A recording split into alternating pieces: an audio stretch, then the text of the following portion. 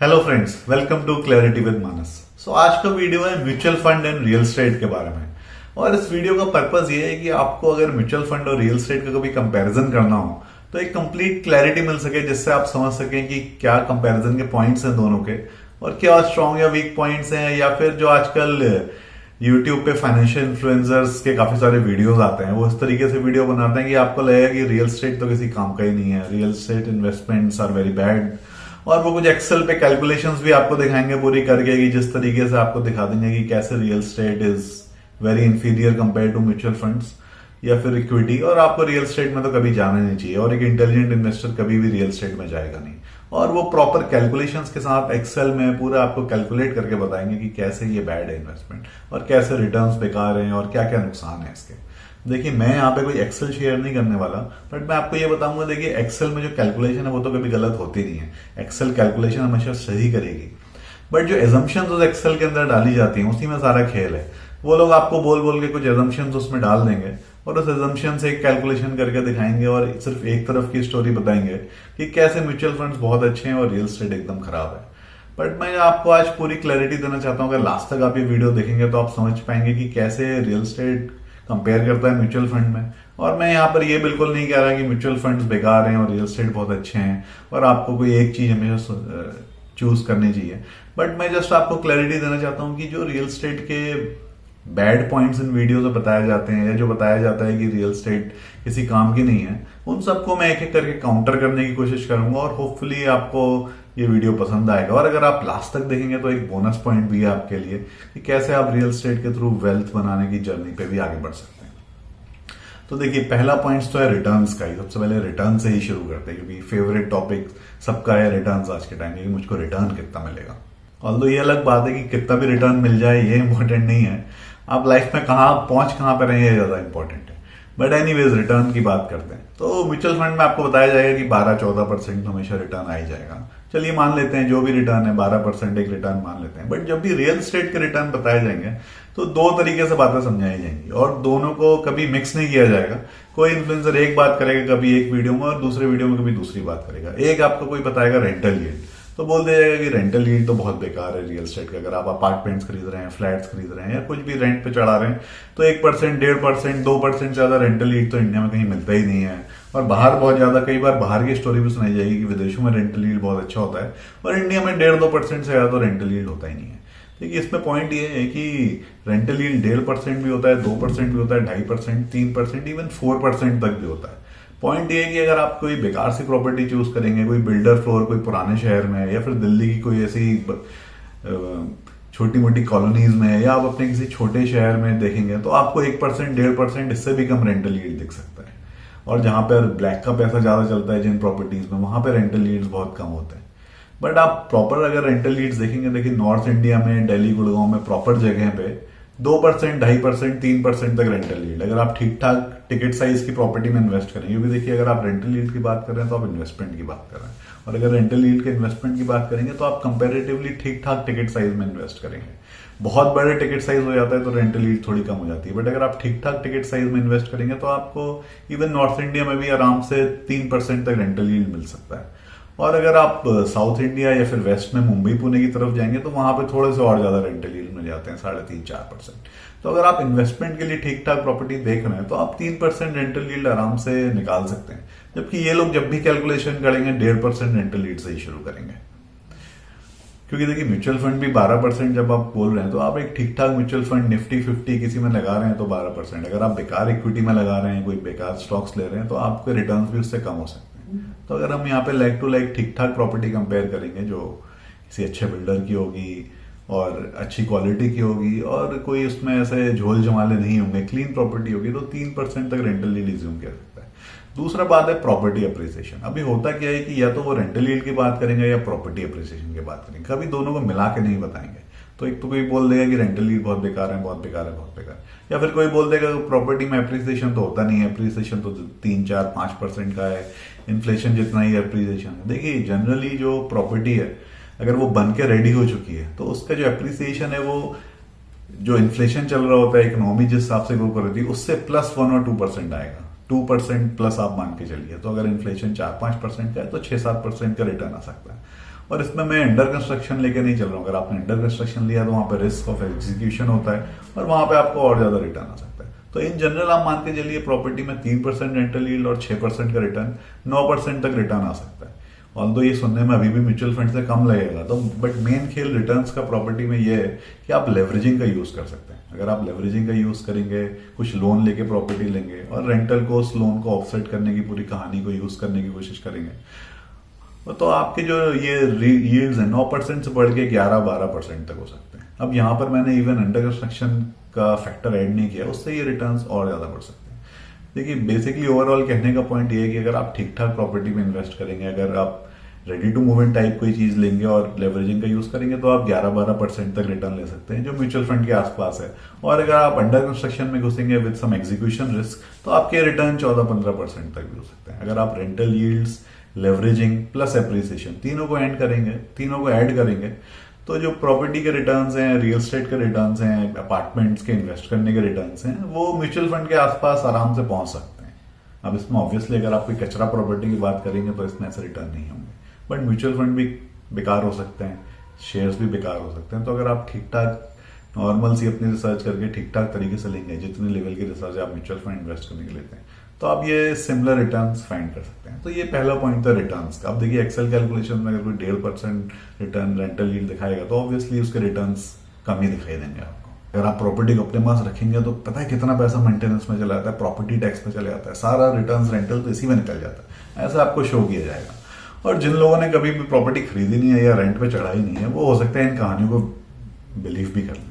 देखिए रेंटल अगर आप सही में निकाल रहे हैं कभी भी रेंटल यील्ड, तो एक पहला रूल है कि अगर आप किसी फ्लैट को रेंट पे चढ़ाएं तो किराएदार से ही बोले उसका मेंटेनेंस दें, और आप अपना रेंटल यील्ड माने, जो मेंटेनेंस काट के आपके पास पैसा आता है उसी को अपना रेंटल माने, पहली बात। और दूसरा, मेंटेनेंस को जो बोल दिया जाता है बहुत जाता है, इसका कभी आप परसेंटेज निकाल के देखिए।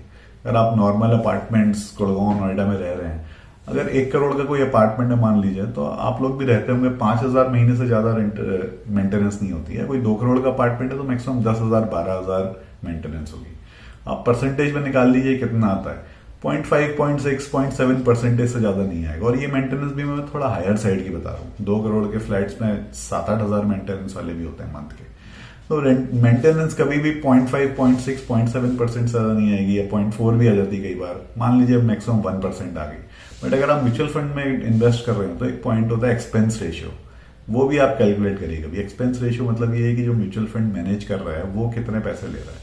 वो हर साल आपसे कुछ ना कुछ एक्सपेंस रेशियो लेता है, भले ही रिटर्न आए ना आए, म्यूचुअल फंड बढ़े या घटे, जो भी आपका टोटल AUM है उसका एक पोर्शन एज एक्सपेंस रेशियो लेता है उस म्यूचुअल फंड को मैनेज करने का।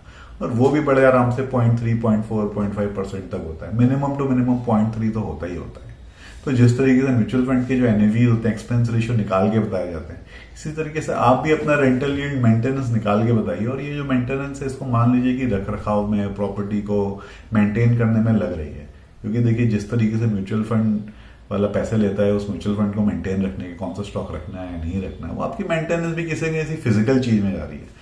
उस स्ट्रक्चर को मेंटेन रखने में, क्लब हाउस को मेंटेन रखने में, नीचे जो पार्क्स हैं वहां पे फूल लगाने में, इन सब चीजों में मेंटेनेंस जा रही है। तो ये एक्चुअल पैसा है जिसका आपको कुछ ना कुछ रिटर्न मिल रहा है। अगर आप वहां पे रह रहे हैं या फिर आपके टेनेंट वहां पे रह रहा है, तो उस अच्छे सीनरी को देख के उसको जो एंजॉय कर रहा है उसके पैसे हैं ये मेंटेनेंस। तो ये मेंटेनेंस कोई ऐसा नहीं है कि आपका सारा रिटर्न ले जाएगी।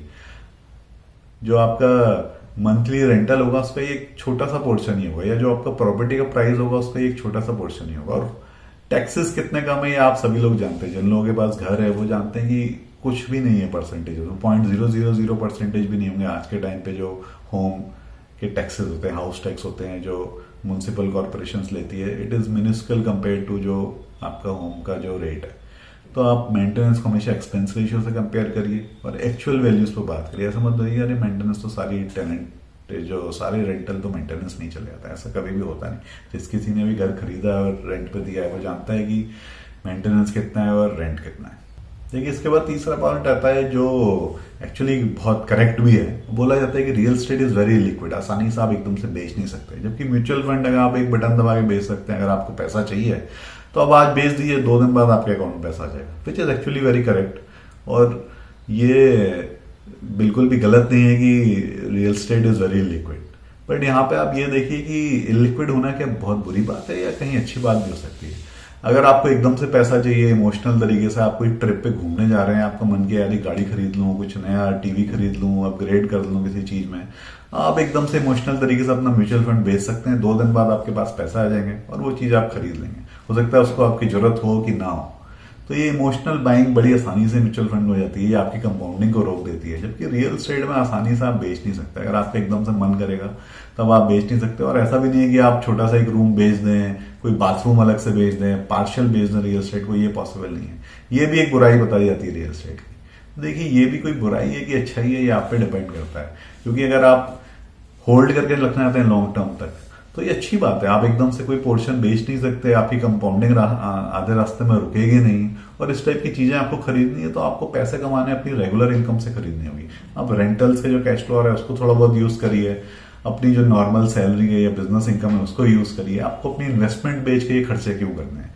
क्योंकि ये बात मैं पहले भी कई बार अपने वीडियो से बता चुका हूँ कि अगर आप कोई खर्चे करने के लिए, कोई ट्रिप करने के लिए या कुछ भी स्पेंड करने के लिए अपनी इन्वेस्टमेंट्स को बेच रहे हैं तो इसका मतलब आप वेल्थ क्रिएशन की जर्नी पर नहीं है।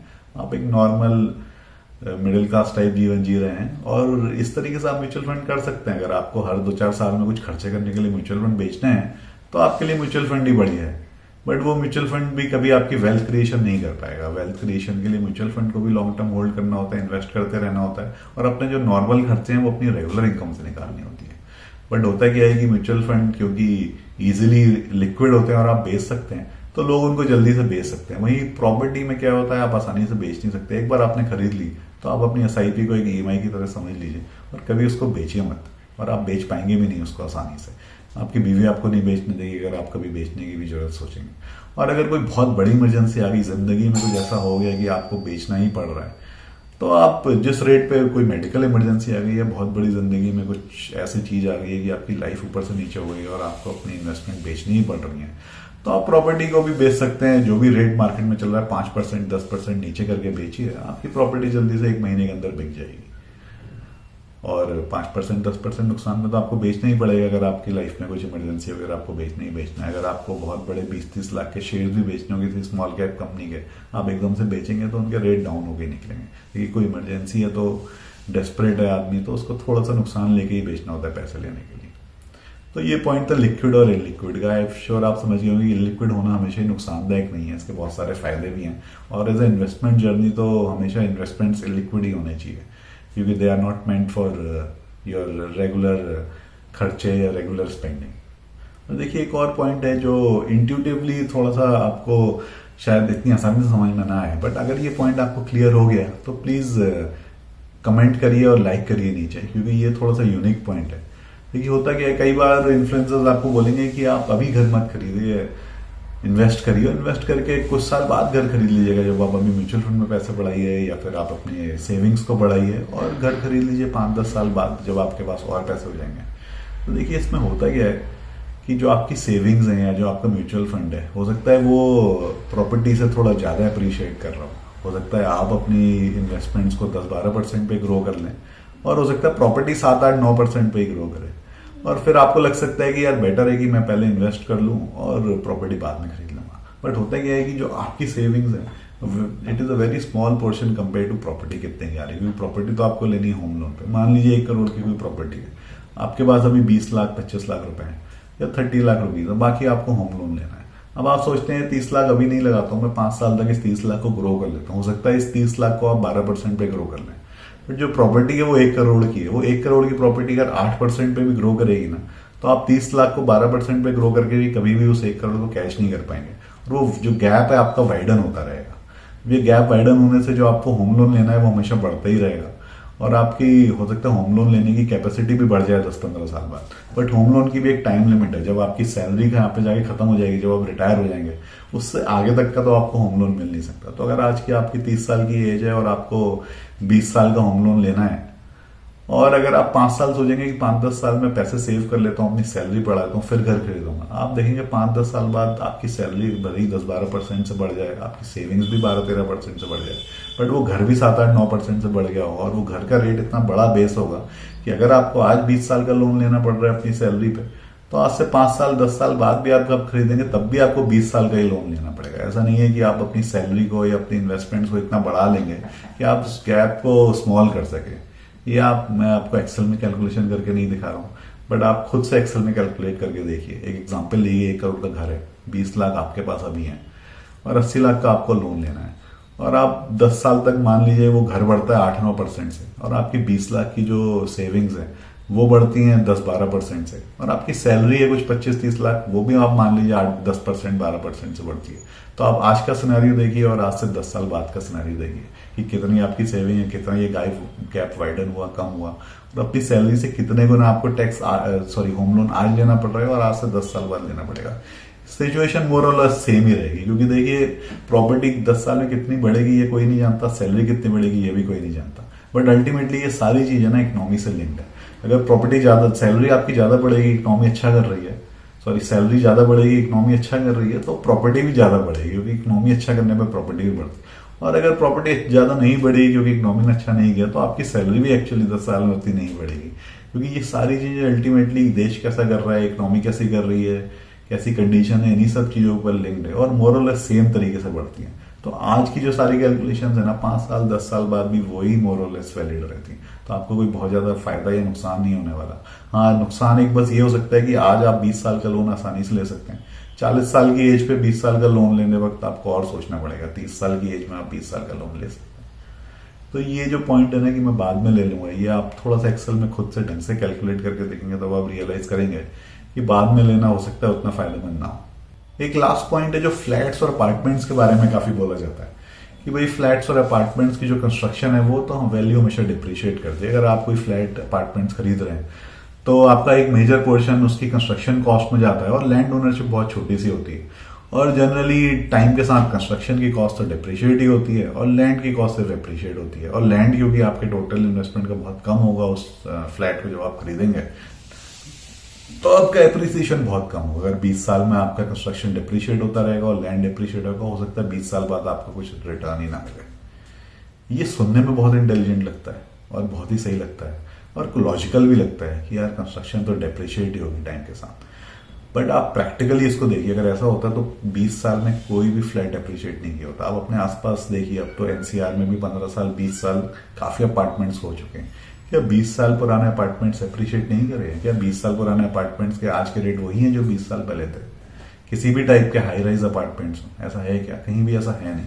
देखिए पॉइंट क्या है कि सुनने में सही है कि कंस्ट्रक्शन डिप्रिशिएट करता है, बट अगर ठीक ठाक कंस्ट्रक्शन किया हुआ है किसी बिल्डर ने और कोई भी नॉर्मल सा भी कंस्ट्रक्शन है इट इज अबव एवरेज है, जो 15-20 साल तक तो आराम से रहता है, तो वो कंस्ट्रक्शन की लाइफ आराम से 40-50 ईयर्स होती है। और अगर 40-50 ईयर्स किसी कंस्ट्रक्शन की लाइफ है तो और वो नॉर्मल तरीके से मेंटेन्ड है, कोई हाई फाई मेंटेनेंस भी नहीं है, अगर ठीक ठाक नॉर्मल अबव एवरेज मेंटेनेंस है, तो 15-20 साल तक तो वो दिखने में बिल्डिंग ठीक ठाक लगती है। और अगर वो 15-20 साल तक बिल्डिंग ठीक ठाक दिखने में लग रही है तो उसका जो कंस्ट्रक्शन है एक्चुअली में डिप्रिशिएट नहीं होगा, वो अप्रिशिएट ही होता है। और उसका एक रीजन मैं आपको बताता हूँ। होता क्या है कि जो नए प्रोजेक्ट्स लॉन्च हो रहे हैं, जो नई बिल्डिंग्स बन रही है, नए बिल्डर जो रेजिडेंशियल लेके आ रहे हैं, उनकी कंस्ट्रक्शन कॉस्ट बढ़ रही है, लेबर कॉस्ट बढ़ रही है, मटेरियल कॉस्ट बढ़ रही है, टाइल्स, सरिया, लोहा, सबकी कॉस्ट बढ़ रही है। तो अगर जो पुरानी कंस्ट्रक्शन हो रखी है, अगर वो ठीक ठाक मेंटेन्ड है 15-20 साल तक और वो दिखने में बिल्डिंग ठीक ठाक लग रही है, तो उसकी कॉस्ट भी बढ़ती है। अगर नया कंस्ट्रक्शन बनाना मुश्किल हो रहा है, उसको कंस्ट्रक्ट करने के पैसे बढ़ रहे हैं, तो जो ऑलरेडी कंस्ट्रक्ट हो चुका है और वो 20 साल तक वैसे ही रहने वाला है ठीक ठाक देखने में,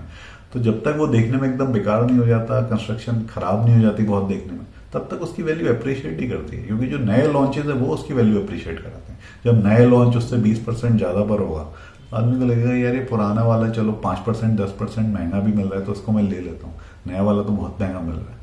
तो जब तक अगर प्रॉपर्टी ठीक ठाक तरीके से मेंटेन्ड है और अगर उसकी जो भी टोटल लाइफ निकल के आती है उसकी हाफ लाइफ तक तो कंस्ट्रक्शन भी ठीक ठाक तरीके से अप्रिशिएट करती है। और ये आप प्रैक्टिकली चेक करिए अपने आसपास। अगर आप एनसीआर में रहते हैं या किसी भी बड़े शहर में रहते हैं, हर बड़े शहर में आज के टाइम पे 20 साल पुरानी बिल्डिंग्स तो बहुत आसानी से आपको अपने आसपास मिल जाएगी। 2000 के स्टार्टिंग में ही हाई राइज अपार्टमेंट्स लॉन्च होने एनसीआर में एटलीस्ट शुरू हुए थे। दिल्ली में, द्वारका में, इवन गुड़गांव में भी अर्ली 2000 में काफी बिल्डिंग्स लॉन्च हुई थी। और मुंबई और पुणे में तो खैर, मुंबई में तो बहुत सालों से लॉन्च हो रही है, इवन पुणे में भी काफी बिल्डिंग्स है 10-15-20 साल पुरानी हुई है। आप देख लीजिए कोई भी 20 साल अपार्टमेंट पुराना क्या ऐसा है कि जो बिल्कुल अप्रिशिएट ना कर रहा हो, या फ्लैट की कॉस्ट इतनी डेप्रिशिएट हो गई हो कि ऑलमोस्ट नो एप्रिसिएशन है। जो द्वारका की पुरानी CGHS सोसाइटीज हैं, गुड़गांव में CGHS सोसाइटीज हैं जो गोल्फ कोर्स रोड से लेके पुराने गुड़गांव से लेकर सेक्टर 15 में काफ़ी सोसाइटीज़ हैं जो 20 साल पुरानी हो चुकी हैं। वो कोई भी ऐसी सोसाइटी नहीं है जिसने अप्रिसिएशन ना किया हो। इनफैक्ट आराम से 10-12% का CAGR इन सोसाइटीज़ ने दिया है विदाउट रेंटल्स। तो फ्लैट्स डिप्रिशिएट करते हैं, ये कोई सही बात नहीं है। फ्लैट्स डिप्रिशिएट करेंगे अगर जो 15-20 साल के बाद जब उनकी लाइफ कम होनी शुरू हो जाएगी, उन पर होम लोन होना मुश्किल हो जाएगा। होता है क्या, 20-25 साल के बाद हो सकता है डिप्रिशिएट करे, जब उसकी लाइफ कम दिखने लगती है और कोई जो उसका स्ट्रक्चरल ऑडिट में ऐसा निकल के आ जाए कि शायद इसकी लाइफ अब 20 साल बची नहीं है, तो बैंक्स उसमें लोन देना कम कर देते हैं। और अगर बैंक लोन देना कम कर देंगे तो उस प्रॉपर्टी की वैल्यू फिर घटने लगती है या फिर अप्रिशिएट नहीं होती है, क्योंकि उसको खरीदना बेचना मुश्किल हो जाता है।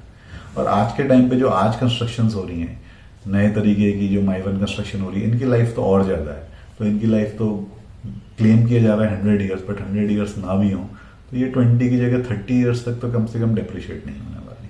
तो फ्लैट एज इन्वेस्टमेंट आप 10-15-20 साल तक तो आराम से रख सकते हैं, उसके बाद उसको सेल कर सकते हैं। तो ऐसा नहीं है कि फ्लैट्स अप्रिशिएट नहीं करते और इसकी कंस्ट्रक्शन सिर्फ डेप्रिशिएट ही करती है। तो ये सारे पॉइंट्स थे जो मैं आज आपको बताना चाहता था। अगर आप किसी भी फाइनेंशियल इन्फ्लुएंसर को सुने तो ये सारे पॉइंट्स कैसे रियल एस्टेट को नेगेटिव बताएगा और बोलेगा कि आपको सिर्फ म्यूचुअल फंड्स में इन्वेस्ट करना चाहिए।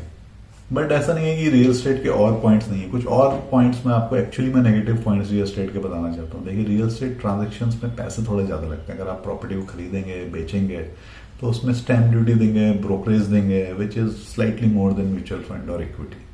बट इसमें भी वही पॉइंट आ जाता है वापस जो इलिक्विड एसेट वाला पॉइंट था कि आपको इतना खरीदना बेचना है ही क्यों। अगर आपको वेल्थ क्रिएट करनी है अपनी लाइफ में, अगर आप कोई भी एसेट खरीद रहे हैं तो उसको होल्ड करके रखेंगे अपने पास 15-20 साल तक, उसको बेचेंगे क्यों। अगर आपको जल्दी जल्दी ट्रेडिंग करनी है कि आज खरीदा, साल भर बाद बेचा, फिर कुछ नया खरीदा, फिर real estate as an asset आपके लिए ठीक नहीं है। उसमें इक्विटी सही है कि आप हर साल 2 साल में अगर बेच रहे हैं, कुछ नया खरीद रहे हैं, तो वो इक्विटी मार्केट आपके लिए ठीक है, क्योंकि वहां पे ब्रोकरेजेस परसेंटेज कम है, स्टैम्प ड्यूटी भी कम है। क्योंकि रियल एस्टेट में स्टैम्प ड्यूटी का परसेंटेज ज्यादा है, ब्रोकरेजेस भी ज्यादा है। तो अगर आप फ्रीक्वेंटली खरीदेंगे बेचेंगे तो आपका काफी ज्यादा रिटर्न कॉम्प्रोमाइज हो जाएगा इसकी वजह से। बट ये अच्छा पॉइंट भी है और बुरा पॉइंट भी है, और तो डिपेंड करता है इसको आप कैसे देखते हैं। तो ये सारे पॉइंट्स है जो मैं आज आपको क्लियर करना चाहता था। होपफुली आपको क्लियर हुआ होगा कि real estate versus mutual fund के जो बाकी वीडियोस हैं वो किस तरीके से बोल देते हैं कि रियल एस्टेट किसी काम का नहीं है, सारे रिटर्न तो म्यूचुअल फंड में ही बनते हैं। और यहाँ पर मैं ये बिल्कुल भी नहीं कह रहा कि म्यूचुअल फंड सही नहीं है। म्यूचुअल फंड एक अच्छा काफी सही इंस्ट्रूमेंट है लोगों के लिए जो इन्वेस्ट करना चाहते हैं पैसिव इन्वेस्टिंग में। और इक्विटीज तो अपने आप में बहुत अच्छा एसेट क्लास है ही। I have been equity investor longer than a real estate investing. In fact equity से जो मेरे थोड़े प्रॉफिट्स हुए उसी से मैंने अपने रियल एस्टेट का भी पोर्टफोलियो बिल्ड किया था स्टार्टिंग में। तो आप इन दोनों एसेट क्लासेस को एज अ कॉम्प्लीमेंट्री यूज कर सकते हैं। एक से पैसा जनरेट करके दूसरे में इन्वेस्ट कर सकते हैं, दूसरे का पैसा एक में इन्वेस्ट कर सकते हैं। और जो स्टार्टिंग में मैंने बोनस पॉइंट बोला था कि रियल एस्टेट से आप वेल्थ कैसे क्रिएट कर सकते हैं। देखिए, रियल एस्टेट खासतौर पे अपार्टमेंट से आप जो वेल्थ क्रिएट कर सकते हैं उसका सबसे बड़ा पॉइंट है कि रियल एस्टेट आपको कैश फ्लो भी देता है और प्रॉपर्टी अप्रिसिएशन भी देता है। इसमें जो कैश फ्लो वाला पोर्शन है इसको समझना बहुत इंपॉर्टेंट है, क्योंकि अगर आपको rental income as a constant cash flow आता है, उस कैश फ्लो को आप बहुत तरीके से यूज कर सकते हैं, क्योंकि कोई भी और एसेट क्लास नहीं है जो आपको ऑलमोस्ट एक कंफर्म्ड रेगुलर कैश फ्लो देता है। क्योंकि देखिए, इक्विटी म्यूचुअल फंड के रिटर्न हमेशा ऊपर नीचे होते हैं। आपको हो सकता है 2 साल तक कोई रिटर्न ना मिले और तीसरे साल में बहुत सारे रिटर्न मिल जाए। तो अगर आप उसमें कुछ SWP लगा के रखेंगे तो आपका नुकसान ही होने वाला है। उस 2 साल में जब कोई रिटर्न नहीं आया, बहुत सारा बाहर निकाल के रख लेंगे। और FDs भी आपको कोई कैश फ्लो नहीं देती। बट एक म्यूचुअल रियल एस्टेट ही ऐसा एसेट क्लास है जो आपको रेगुलर कैश फ्लो देता है। और इस कैश फ्लो को आप कैसे यूज कर सकते हैं, इसके लिए आपको सोचना पड़ेगा एक बिजनेसमैन की तरह, एक एंटरप्रेन्योर की तरह। क्योंकि होता क्या है, इस कैश फ्लो को यूज करके आप बहुत कुछ कर सकते हैं। अगर आपने होम लोन लिया हुआ है और आपके रेंटल्स ऐसे हो गए कि वो आपकी EMIs को ऑफसेट कर सकें, तो एक तरीके से आपकी जो होम लोन की कैपेबिलिटी है या लेने की कैपेसिटी वो फिर बढ़ जाती है। अगर आपका रेंटल्स आपके EMIs को काउंटर कर सके तो आप फिर एक और नया होम लोन ले सकते हैं। फिर आप इस तरीके से होम लोन लें, फिर वो रेंटल्स उस कैश फ्लो को काउंट कर दे। बट इस गेम को पूरा समझने के लिए आपको एक बिजनेसमैन की तरह समझना होगा। अगर आपको अल्टीमेटली रियल एस्टेट में वेल्थ क्रिएशन का जो पॉइंट यही है, लेवरेजिंग और कैश फ्लो। पहला पॉइंट ये है कि आपको लोन मिलता है जितना आपको रिटर्न मिलने वाला है, एप्रिसिएशन प्लस रेंटल, उससे कम में अगर आपको लोन मिल रहा है। यही पूरा बिजनेस का भी धंधा होता है। बिजनेसमैन लोन लेता है इसी अंडरस्टैंडिंग के साथ कि मैं इस धंधे से जो पैसा बनाऊंगा, मिलने वाले लोन का जो मुझे इंटरेस्ट देना है उससे ज्यादा रिटर्न मैं इस धंधे में बनाऊंगा, वही उसकी वेल्थ क्रिएशन होती है। और दूसरा पॉइंट है कैश फ्लो, क्योंकि वो जो कैश फ्लोज हैं वो आपके जो इंटरेस्ट हैं उसको ऑफसेट कर सकते हैं। बिजनेस में भी जो आपकी रेगुलर इनकम है वो आपकी जो आपने होम लोन लिया हुआ है उसका आप ऑफसेट कर सकते हैं, उसके बाद भी आपके पैसे बन जाते हैं। और जिस तरीके से आपका बिजनेस में वैल्यूएशंस बढ़ रहे होते हैं, पीई बढ़ रहा होता है, उसको आप समझ लीजिए रियल एस्टेट में प्रॉपर्टी की कॉस्ट, और जो आपके कैश फ्लोज आपके इंटरेस्ट को वापस कर रहे हैं वो आपका प्रॉफिट है।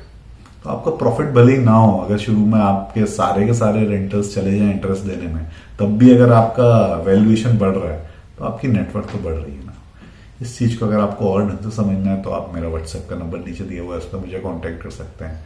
किस तरीके से आप मल्टीपल प्रॉपर्टीज बना सकते हैं एक नॉर्मल सैलरीड एम्प्लॉयज होते हुए भी, कैसे एक रेंटल्स को यूज करके आप फर्दर और होम लोन्स ले सकते हैं, ये सब मैं आपको डिटेल में समझा सकता हूँ अगर आप व्हाट्सएप पर मुझे कॉन्टेक्ट करेंगे। तो यही आज का वीडियो तो आपको समझाने के लिए कि कैसे म्यूचुअल फंड और रियल एस्टेट को कंपेयर करके आपको देख सकते हैं।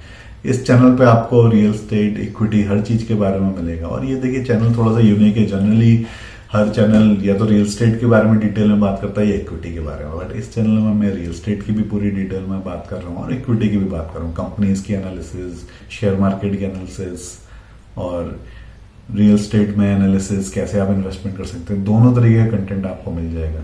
जो भी आपको कंटेंट अच्छा लगे प्लीज उसको देखिए, लाइक करिए, कमेंट करिए। अगर आपके कुछ फर्दर क्यूरीज हैं, कुछ कमेंट्स हैं, तो मेरा व्हाट्सएप नंबर दिया हुआ है, उस पर आप मुझसे पूछ सकते हैं। मेरी डिटेल्स दी हुई है, एक व्हाट्सएप कम्युनिटी दी हुई है, उसको भी आप ज्वाइन कर सकते हैं। That's all for today, thank you very much.